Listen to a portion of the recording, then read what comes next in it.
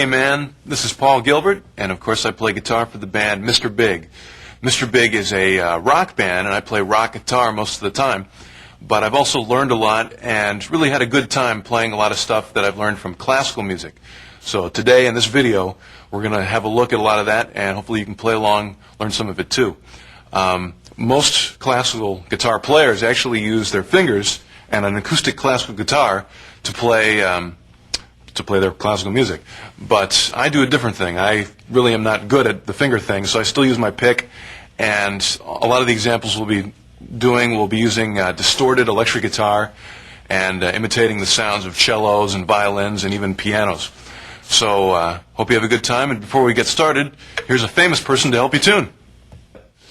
Hello everybody, it's a great honor for me to be here as a celebrity guest guitar tuner on the Paul Gilbert video. I'm going to give you a special note here on the fabulous Ibanez PGM 700 guitar that I've been entrusted with to give you the note of choice, which is of course an E note.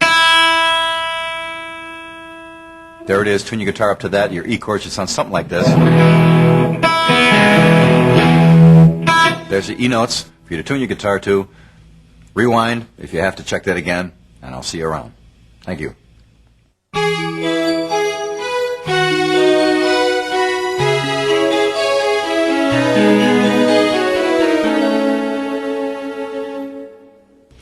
Way back when I was about 5 years old, I heard classical music, I think, for the first time.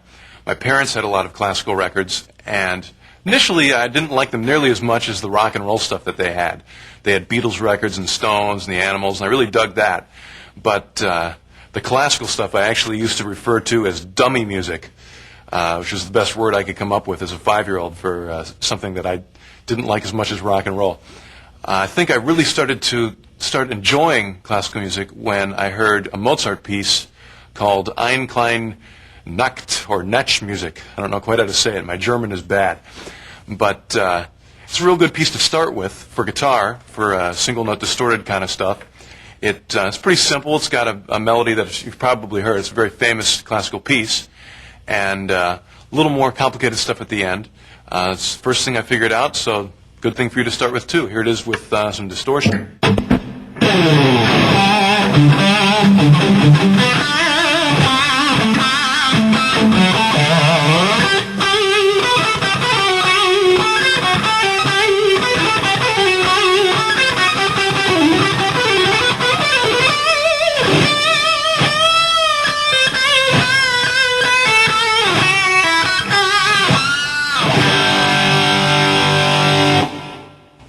All right. Well, hopefully the beginning is not too tough for you. As I go on in that piece, the end of it gets a little bit trickier. I do a couple faster pull-off and picking licks. There's really just 3 of them. Let me slow those down for you real quick. This is the first one. I go...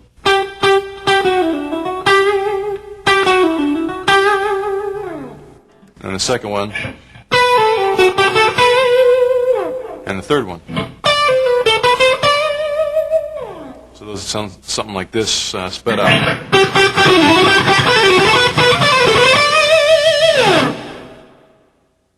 The next thing I learned from my parents' records was a Vivaldi piece called The Four Seasons.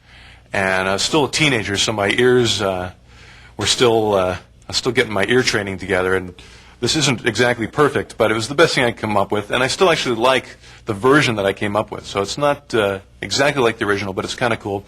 Uses two-handed technique, and sounds something like this, in the key of C sharp minor.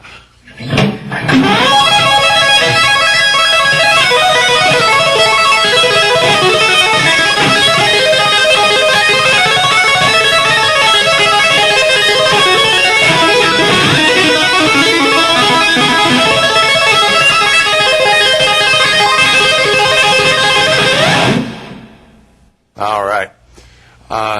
Really, there's only one pattern in that I do. It sounds a lot trickier than it is. For that first beginning part, I'm just using C sharp, E, and G sharp, and this is the pattern. Just 6 notes.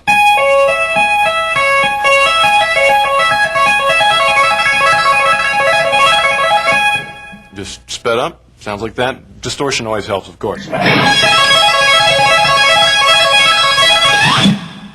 This one is also a two-handed technique piece. I think it's a Bach piece. I'm not sure exactly which one because I actually got it from my old roommate when I was going to GIT, a guy named Tim Walsh. I'll give credit where credit is due. I stole it from him, but it's a good one, so I'll show you. It's in the key of D minor, and it's got a lot of pedal tone in it. That's really very easy to do with two-handed technique.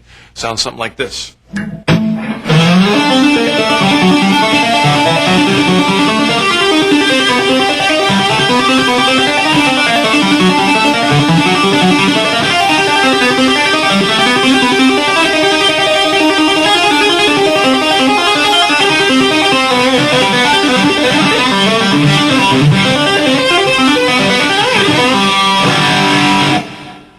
All right, and to play this one, I think one important thing, of course, is I'm using a tapping technique, and when you do that, you have to figure out some place to put your pick.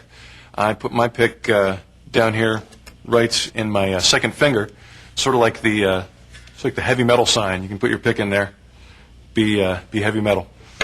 And besides that, let me just play a little slower so you get the idea of how it goes and can play along.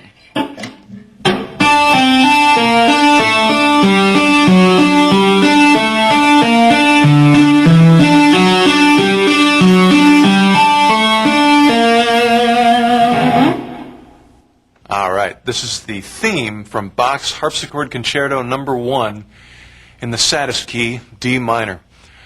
This one's a little more complex than what we've been doing, a little more challenging to figure out if you use your ear, and a little more challenging to play, but you'll get it with some work. Let me see if I can play it.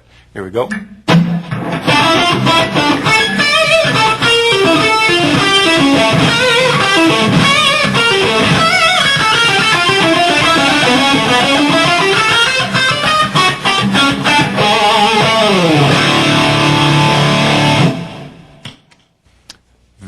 Very cool.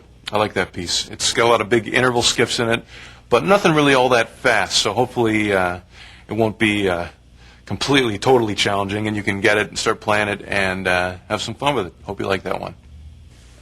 Here's another Bach concerto. This is one for two violins that he wrote also in the saddest key of D minor. I just figured out one part.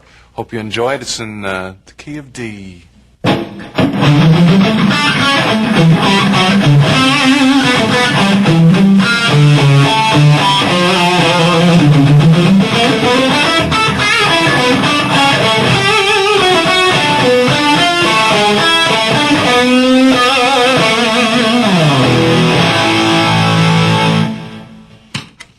That one also, if you played bass, the way I fingered that is only using the lower four strings, so you can try it on the bass guitar and have it work that way too. Hope you dig it. This is a Franz Liszt piece, or Franz Liszt. I have trouble with these foreign names. And the piece is called Mazeppa, I think. Again, another foreign word. I'm having trouble, but the music part hopefully will come off better than my pronunciations. This is a piece that has a lot of fives in it. A lot of times when you hear classical music, you'll hear fours, which go like 1, 2, 3, 4, 1, 2, 3, 4, 1, 2, 3, 4, 1, 2, 3, 4, that kind of thing. This has fives, which is a little more odd, but has a really cool sound. This uses a lot of harmonic minor scale in it, so it has that real sinister kind of, and also very powerful musical feel to it. And let me play it for you. Franz Liszt, very cool sounding piece.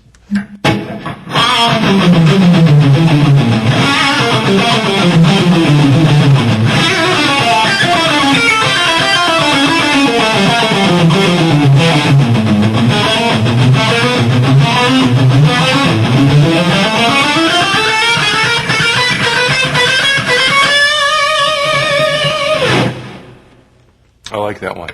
If you listen to the fives in it, they're actually descending fives, where it's 1, 2, 3, 4, 5, 1, 2, 3, 4, 5, 1, 2, 3, 4, 5. And after learning that piece, I came up with my own lick for playing fives, and I actually used it in the solo for a Mr. Big song called Daddy Brother, Lover Little Boy. And I'll play that lick for you now real slow so you can hear it. It goes something like this. Then I do a 6, 2 more fives, and another 6. Of course, end with a 1. can hear each